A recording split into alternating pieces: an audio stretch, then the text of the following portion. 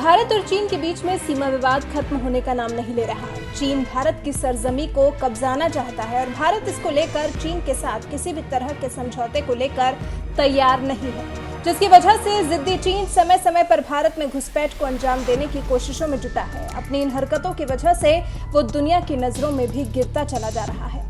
भारत के खिलाफ लगातार हो रहे चीनी हमले पर भारत भी अपना स्टैंड कड़ा किए हुए है। जवाबी कार्रवाई में भारत चीन को आर्थिक चोट पहुंचा रहा है।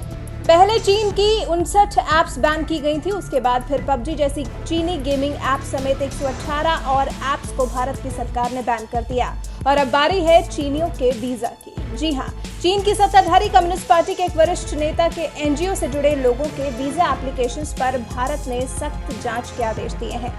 चीनी NGO Chinese association for international understanding के वीजा आवेदनों की सख्त निगरानी के आदेश जारी किए गए हैं, वो भी ऐसे वक्त में जब दोनों देशों के बीच संबंधों में मधुरता बिल्कुल खत्म हो चुकी है।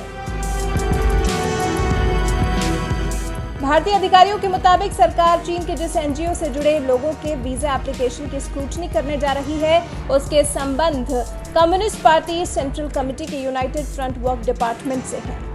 यूनाइटेड फ्रंट वर्क डिपार्टमेंट चीन से बाहर नेताओं, थिंक टैंक के सदस्यों और मीडिया को प्रभावित करने का काम करता है। एक इंटरनल मेमो की वजह से एनजीओ की भूमिका संदिग्ध लग रही है। सरकार को शंका ये भी है कि हो न हो इस एनजीओ की गतिविधियां भारत के राष्ट्रीय हितों के खिलाफ हों।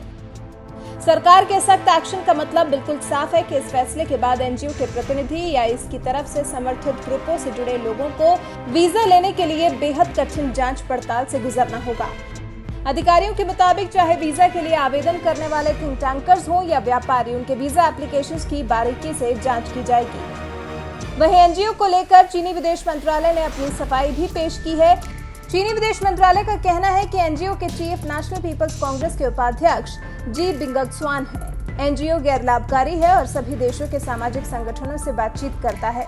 समाचार एजेंसी रॉयटर्स से भी मंत्रालय ने बात की, कहा कि इस एनजीओ का उद्देश्य चीन के लोगों और भारत समेत पूरी दुनिया के अन्य देशों के लोगों के बीच दोस्ती और आपसी साझेदारी को बढ़ावा देना है।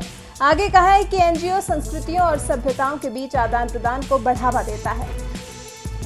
भारत का ये रुख इसलिए भी अहम है क्योंकि गुरुवार को चौथे दिन लगातार भारत चीनी सेना के बीच ब्रिगेड कमांडर स्तर की मीटिंग हुई, लेकिन परिणाम कुछ भी नहीं निकला। दोनों देशों के बीच में किसी भी बात को लेकर सहमति नहीं बन पाई। सेना के अधिकारी का मानना है, लेकिन बातचीत जरूरी है ताकि दोनों देशों के बीच में तनाव और न बढ़े।